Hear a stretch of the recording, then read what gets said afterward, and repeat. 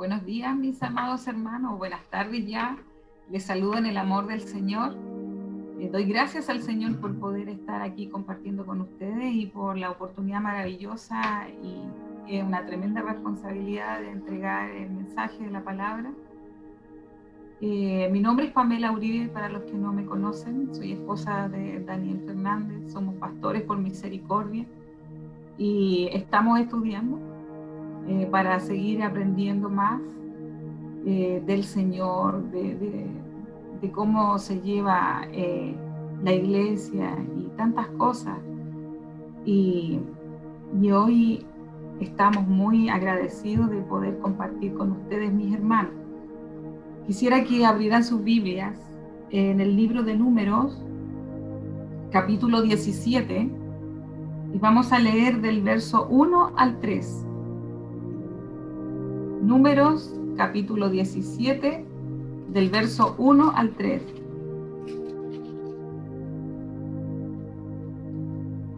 Amén. Y le daremos lectura en el nombre de nuestro Señor Jesucristo. Luego habló Jehová a Moisés, diciendo: Habla a los hijos de Israel y toma de ellos una vara por cada casa de los padres, de todos los príncipes de ellos, 12 varas conforme a las casas de sus padres, y escribirás el nombre de cada uno sobre su vara, y escribirás el nombre de Aarón sobre la vara de Leví, porque cada jefe de familia de sus padres tendrá una vara. Amén.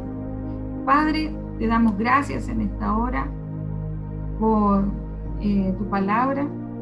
Ayúdanos, Señor, a poder estar conectados contigo y que tú, Señor, nos hables a través de tu mensaje.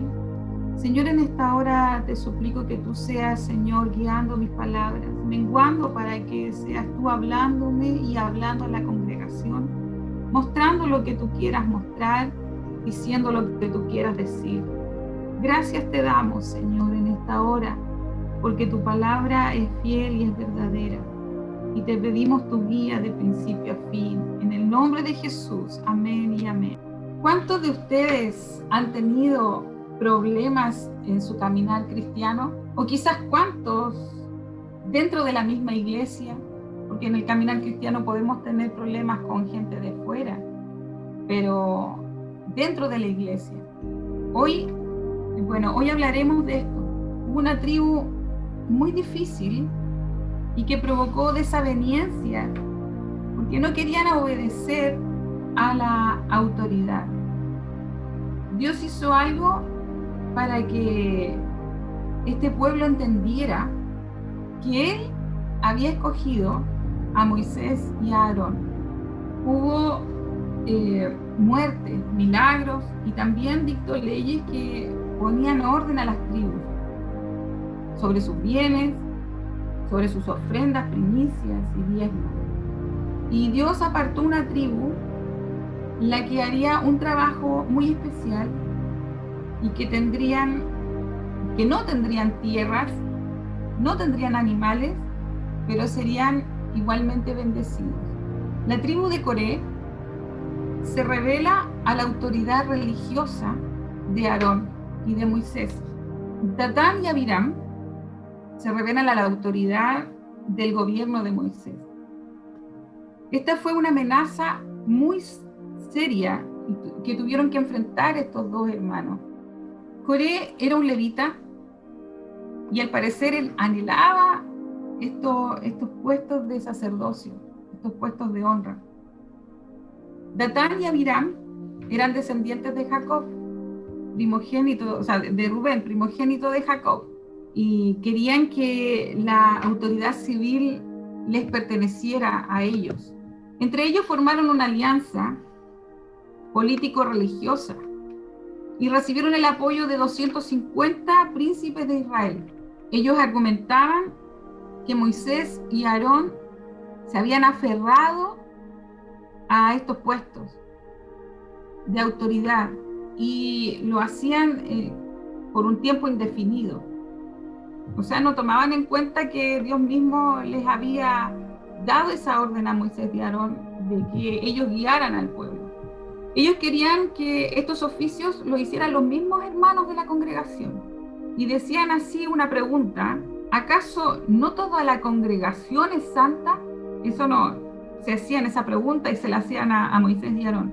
Y claro que era santa la congregación, y además era consagrada a Dios. Así lo dice Éxodo 19:6. Vosotros me seréis un reino de sacerdotes, dice, y gente santa. Estas son las palabras que dirás a los hijos de Israel. Entonces eran una nación santa, eran un pueblo santo. Pero como parte del propósito de Dios para los israelitas al sacarlos de Egipto, ellos debían ser un reino de sacerdotes, separados, consagrados, apartados para el servicio de Dios. Además, gente santa, es decir, un pueblo separado, ¿cierto?, de los caminos impíos del mundo, y andar en los caminos justos y en la santa voluntad de Dios. Pero ¿qué pasaba? Que al hacer esta argumentación, ellos ya se estaban apartando, ¿cierto?, de este caminar de justicia, porque estaban yéndose en contra de aquellos que Dios había puesto por cabeza. Había nacido en ellos la rebeldía, pero en cambio ellos no quisieron obedecer el hecho de que Dios había escogido a estos dos varones, Moisés y Aarón, para llevar a cabo estos cargos. Muchas veces lo hemos visto, quizás en cargos políticos o ahora que se están viendo todo esto de las elecciones, o quizás dentro de la misma iglesia, que no nos gustan, no nos agradan, pero debemos entender que muchos de esos cargos son puestos por Dios, y ellos querían estos cargos principales, y fue tal su desobediencia, mis hermanos, que Dios hizo un juicio terrible sobre ellos. Pero Moisés actuó de forma mansa, como él era, y llevó este problema directamente en oración a Dios. Él no se justificó delante de Dios ni delante del pueblo de todas las cosas que él había hecho, y tampoco justificó las cosas que Aarón hacía. En cambio, le hizo una propuesta, y que fuera el mismo Dios quien dijera qué varón o a qué varón le pertenecía el sacerdocio y esta autoridad que tenía el mismo Moisés. Es tan grave levantarse contra las autoridades que Dios puso en la congregación. Es grave, gravísimo. Nosotros en nuestro caminar cristiano pasamos algunas dificultades al principio, y por misericordia, siendo nuevos, nunca nos rebelamos en contra de este sacerdocio, de esta autoridad. Y a través de los años lo contamos a un pastor, y el pastor nos dio esta enseñanza de que no debíamos irnos en contra del ungido de Dios a pesar de que nosotros tuviéramos la verdad. Entonces, ¿qué pasó con este pueblo? Dice que fue tan grave que se abrió la tierra, ¿cierto? La tierra debajo de sus pies, y se los tragó a ellos, a sus casas, a sus bienes, y a todos los hombres de Coré. Fueron sepultados vivos, los siervos de Coré. Y en Números 26:11 dice: mas los hijos de Coré no murieron. ¿Por qué no murieron? Porque Dios quería demostrar su insondable gracia divina. ¿Qué significa? Que es ilimitada su gracia, y que a pesar de todo lo malo que ellos habían portado, Él quería seguir siendo benevolente con este pueblo. Además, fueron consumidos a fuego los 250 varones que estaban a favor de ellos y que tenían el incensario y estaban preparados, ¿cierto?, para encender el incienso. Entonces Dios, a través de esto, los quema fuego, son 250 varones, para que sirviera de escarmiento a todo el pueblo de Israel.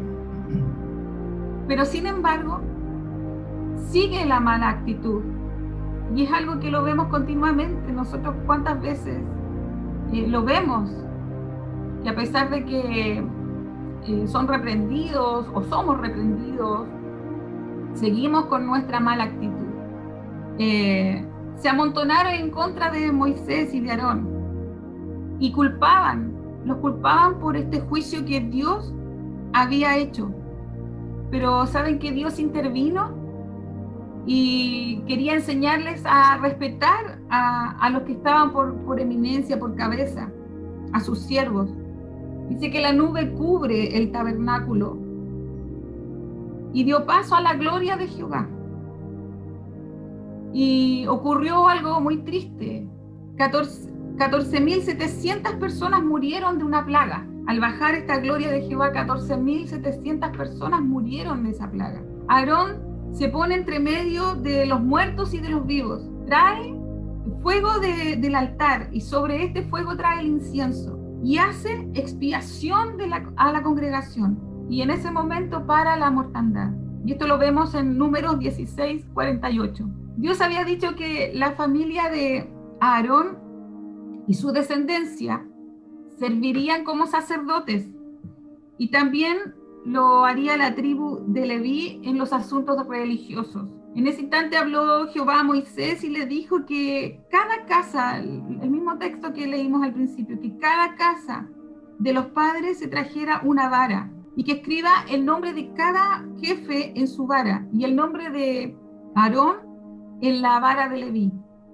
Estas debían estar secas, estas varas secas, y se pondrían estas varas en el tabernáculo de reunión delante del testimonio. Y Jehová se manifestó y escogió un varón, floreció su vara para hacer callar las quejas. Aún habían quejas, había muerte, habían sido tragados, ¿cierto? Y aún habían quejas del pueblo. Quejas de los israelitas que murmuraban en contra de Moisés y de Aarón. Al día siguiente, la vara de Aarón de la casa de Leví había reverdecido. No solamente eso, había echado flores, había arrojado renuevos y había producido almendras. Moisés saca todas las varas y las pone delante de Israel, y Israel las vio. Y cada uno de los príncipes toma su vara y se las lleva, ¿cierto? Pero Jehová dice a Moisés que tome la vara de Aarón y la vuelva de delante del testimonio y que la guarde por señal a los hijos rebeldes, y para hacer cesar las quejas de delante de Jehová, para que no mueran. Wow. Así lo hizo Moisés, e Israel habló a Moisés diciendo: somos muertos, perdidos. Cualquiera que se acerque al tabernáculo de Jehová morirá. Pero el Señor, como es insondable, ¿cierto?, su gracia, proveyó de un sacrificio especial para poder purificar este campamento, este lugar donde ellos estaban, y a las personas. Puesto que la mortandad fue tan grande, saquen cuenta, 14.700 más 250 personas y quizás unos pocos más. Entonces, para quitar la contaminación resultante de haber tocado los cuerpos muertos, ellos tenían unos rituales, y estos rituales no daban abasto para tanta gente. Entonces se prepara un agua de purificación, y esta se hacía mezclando agua, ¿cierto?, con las cenizas de una vaca alazana. Los israelitas debían lavarse según sus reglas, y muchos aspectos eran semejantes a cuando se hacía la limpieza los leprosos.